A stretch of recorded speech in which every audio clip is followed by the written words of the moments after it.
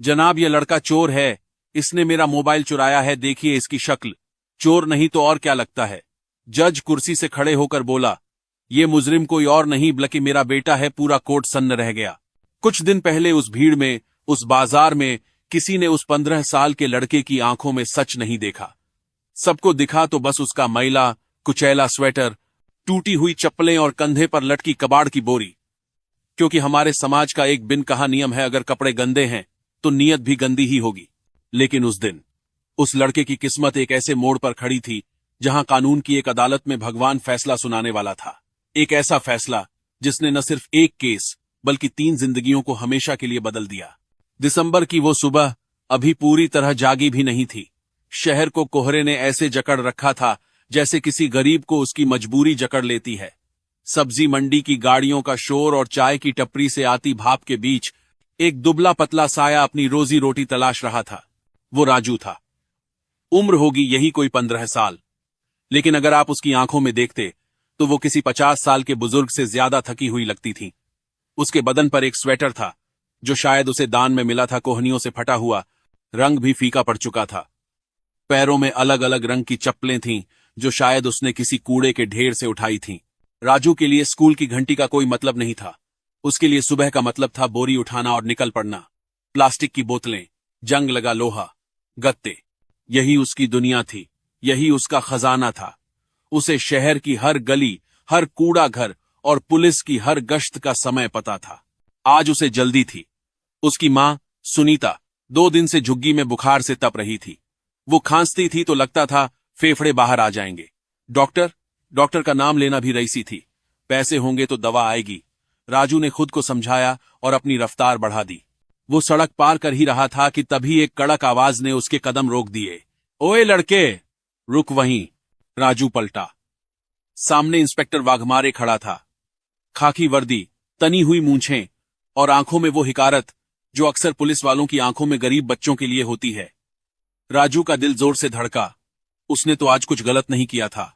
क्या है बोरी में? उलट इसे, इंस्पेक्टर ने डंडा फटकारते हुए कहा। राजू के हाथ कांप रहे थे। साहब, कबाड़ है, बस कबाड़। इंस्पेक्टर ने बोरी छीन ली। सड़क पर कचरा फैल गया। प्लास्टिक, कागज, कुछ नहीं मिला। इंस्पेक्टर को गुस्सा आ रहा था। उसका शिकार खाली हाथ कैसे हो सकता है। तभी पास की दुकान से एक आदमी चिल्लाया, साहब, मेरा मोबाइल अभी यहीं काउंटर पे था, गायब है। इंस्पेक्टर वाघमारे की आंखों में एक क्रूर चमक आ गई। उसने राजू को देखा। अब उसे सबूत की जरूरत नहीं थी। उसे मुजरिम मिल चुका था। तूने ही लिया है ना? निकाल मोबाइल। नहीं साहब, मैंने नहीं लिया। आप तलाशी ले लो। राजू गिड़गिड़ाया। लेकिन किसकी तलाशी, किसकी गवाही? वाघमारे ने एक जोरदार तमाचा रसीद किया और राजू को कॉलर से पकड़कर जीप में डाल दिया। एफआईआर दर्ज हुई। केस बना चोरी का। गवाह कोई नहीं, सबूत परिस्थितियां। अगले दिन जिला अदालत। राजू के लिए यह जगह किसी दूसरी दुनिया जैसी थी। काले कोट पहने लोग, कागजों के ढेर और वो ऊंची सी कुर्सी जहां कोई जज साहब बैठने वाले थे। राजू को हवालात से निकालकर कटघरे में खड़ा कर दिया गया। उसे बताया गया था, सिर नीचे रखना, जो पूछा जाए बस हां कहना। तभी आवाज गूंजी, ऑल राइज। कुर्सियों की सरसराहट के बीच जस्टिस प्रताप सिंह ने प्रवेश किया। 50 के आसपास उम्र, चेहरे पर गजब की गंभीरता और आंखों में एक ऐसी तीक्ष्णता जो झूठ के आर पार देख ले। सरकारी वकील ने रटी रटाई कहानी सुनाई। इंस्पेक्टर वाघमारे सीना ताने खड़े थे, जैसे उन्होंने कोई बहुत बड़ा आतंकवादी पकड़ा हो। जस्टिस प्रताप ने फाइल खोली। फिर उन्होंने राजू को देखा। एक पल के लिए उनकी नजरें ठिठक गईं। उस बच्चे के चेहरे पर अपराधी वाला डर नहीं था, बल्कि एक लाचारी थी। एक ऐसा खालीपन था जो प्रताप सिंह को कहीं अंदर तक चुभ गया। तुम्हारा नाम? जस्टिस प्रताप ने पूछा।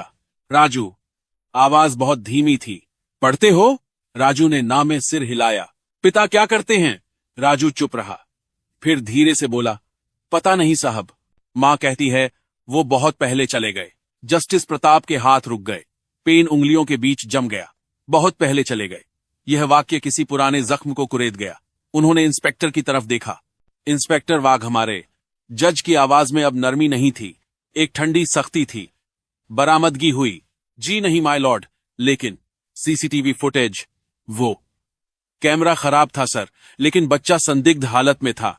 संदिग्ध हालत? जस्टिस प्रताप ने चश्मा उतारा। क्या गरीब दिखना अब भारतीय दंड संहिता में अपराध है इंस्पेक्टर? पूरे कोर्ट रूम में सन्नाटा छा गया। हवा का रुख बदल रहा था। बच्चे की मां को सूचित किया गया? नहीं माय लॉर्ड, वो पता नहीं चला। झूठ! राजू अचानक बोल पड़ा।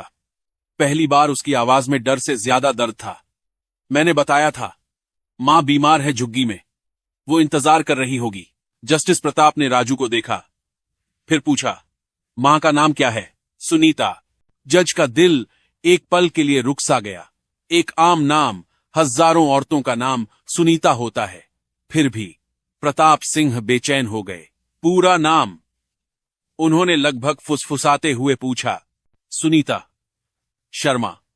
हम पहले कानपुर में रहते थे। जस्टिस प्रताप के सामने जैसे 15 साल पुराना अतीत आकर खड़ा हो गया। वो महत्वाकांक्षा, वो शहर छोड़ने की जिद, और वो एक वादा जो उन्होंने कभी नहीं निभाया। क्या यह वही सुनीता है? क्या यह बच्चा? उनके माथे पर पसीना आ गया। उन्होंने पेशकार को तुरंत आदेश दिया, अभी इसी वक्त इस बच्चे की मां को अदालत में पेश किया जाए। अगर वो बीमार हैं तो एम्बुलेंस भेजी जाए। कार्यवाही स्थगित नहीं होगी। 1 घंटा। वो 1 घंटा जस्टिस प्रताप के लिए एक सदी जैसा था। वो अपने चैम्बर में नहीं गए, वहीं कुर्सी पर बैठे रहे, बस फाइल को घूरते रहे। तभी दरवाजे पर हलचल हुई। एक व्हील चेयर अंदर लाई गई। उस पर बैठी महिला पीली साड़ी में लिपटी, हड्डियों का ढांचा बन चुकी थी। बाल सफेद हो रहे थे, चेहरे पर झुर्रियां थीं, लेकिन आंखें, वो आंखें प्रताप कैसे भूल सकते थे। राजू दौड़कर मां के पास गया। मां! सुनीता ने कांपते हाथों से बेटे को थाम लिया। फिर उसने सिर उठाया, सामने जज की कुर्सी पर बैठे शख्स को देखा। सुनीता की आंखें पथरा गईं। समय जैसे फ्रीज हो गया। कोर्ट रूम की सारी आवाजें गायब हो गईं। सिर्फ 2 लोगों की नजरें मिलीं, एक जो न्याय की कुर्सी पर था और दूसरी जिसे जिंदगी ने कभी न्याय नहीं दिया था। प्रताप। उसके होंठ नहीं हिले, लेकिन उसकी आंखों ने चिल्लाकर यह नाम पुकारा। जस्टिस प्रताप अपनी सीट से खड़े हो गए। प्रोटोकॉल, पद, गरिमा, सब धरा का धरा रह गया। सुनीता! उनकी आवाज भर्रा गई। पूरा कोर्ट रूम हैरान था। जज साहब मुजरिम की मां को जानते हैं? प्रताप सिंह ने पेशकार से नहीं, सीधे सुनीता से पूछा। यह बच्चा? सुनीता ने एक गहरी सांस ली, जो शायद उसने 15 सालों से रोक रखी थी। हां प्रताप, यह राजू है, तुम्हारा बेटा। यह शब्द किसी बम धमाके से कम नहीं थे। इंस्पेक्टर वाघमारे के पैरों तले जमीन खिसक गई। जिस बच्चे को उसने लात मारी थी, वो जज साहब का बेटा निकला। जस्टिस प्रताप वापस कुर्सी पर नहीं बैठे, वो नीचे उतर आए, कटघरे के पास। राजू और सुनीता के सामने कोर्ट रूम में लोग देख रहे थे कि एक सख्त जज की आंखों से आंसू बह रहे थे। उन्होंने राजू के कंधे पर हाथ रखा। वो हाथ कांप रहा था। माफ करना, उन्होंने धीरे से कहा। बहुत देर कर दी मैंने। फिर वो पलटे। अब वो पिता नहीं थे, अब वो वापस जस्टिस प्रताप सिंह थे, और उनका गुस्सा ज्वालामुखी की तरफ फटने को तैयार था। इंस्पेक्टर वाघमारे, उनकी दहाड़ से अदालत की दीवारें कांप गईं। आपने बिना सबूत, बिना जांच एक नाबालिग पर चोरी का झूठा इल्जाम लगाया, सिर्फ इसलिए कि वो गरीब है। आपने कानून की वर्दी पहनी है, लेकिन काम गुंडों वाला किया है। इंस्पेक्टर हाथ जोड़कर खड़ा था, पसीने से तरबतर। सर, गलती हो गई, माफी। गलती सुधारने का मौका भगवान देता है, कानून नहीं, प्रताप सिंह ने कहा। मैं आदेश देता हूं इंस्पेक्टर वाघमारे को तत्काल प्रभाव से सस्पेंड किया जाए। इनके खिलाफ विभागीय जांच और झूठा मुकदमा दर्ज करने के लिए क्रिमिनल प्रोसीडिंग्स शुरू की जाए। हथौड़ा चला। थक। केस डिसमिस्ड हुआ। राजू बाइज्जत बरी है। लेकिन कहानी यहां खत्म नहीं हुई। असली न्याय अभी बाकी था। जस्टिस प्रताप ने भरी अदालत में कहा, आज अदालत उठ रही है, लेकिन एक पिता को अपनी सजा काटनी बाकी है। वो राजू और सुनीता को लेकर अपनी सरकारी गाड़ी में बैठे। वो गेस्ट हाउस नहीं गए, वो सीधे अपने घर गए। उस रात राजू कबाड़ की बोरी के पास नहीं, एक साफ बिस्तर पर सोया। लेकिन नींद नहीं आई। उसे लग रहा था सब सपना है। देर रात प्रताप उसके कमरे में आए। राजू, उन्होंने पूछा, क्या तुम मुझे कभी माफ कर पाओगे? राजू ने कुछ पल सोचा। उसने वो दिन याद किए जब वो भूखा सोया था। फिर उसने अपने पिता की झुकी हुई नजरें देखीं। मुझे स्कूल जाना है, राजू ने बस इतना कहा। प्रताप मुस्कुराए, आंखों में आंसू लिए। कल से ही वादा रहा। 3 महीने बाद वही शहर, वही सुबह, लेकिन नजारा अलग था। राजू अब कबाड़ नहीं बीनता था। वो स्कूल यूनिफॉर्म पहने, पीठ पर किताबों का बस्ता टांगे बस का इंतजार कर रहा था। और इंस्पेक्टर वाघमारे, सुना है वो सस्पेंड होने के बाद अब उसी बाजार में सिक्योरिटी गार्ड की नौकरी कर रहे हैं।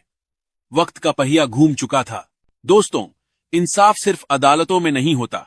कभी कभी इंसाफ वो होता है जब हम अपनी गलतियों को सुधारते हैं। उस दिन प्रताप सिंह ने सिर्फ एक केस नहीं जीता, उन्होंने अपनी खोई हुई जिंदगी वापस जीत ली। राजू की कहानी हमें सिखाती है कि किसी के फटे कपड़ों से उसकी औकात मत तौलिए। क्या पता जिसे आप पत्थर समझ रहे हैं वो कल का हीरा हो। अगर इस कहानी ने आपके दिल को भी छू लिया है तो वीडियो को लाइक करना ना भूलें। और हां, कमेंट्स में बताइए क्या इंस्पेक्टर वाघमारे के साथ सही हुआ, और अगर आप राजू की जगह होते तो क्या अपने पिता को माफ करते। ऐसी ही और कहानियों के लिए चैनल को सब्सक्राइब करें। मिलते हैं अगली वीडियो में। जय हिंद।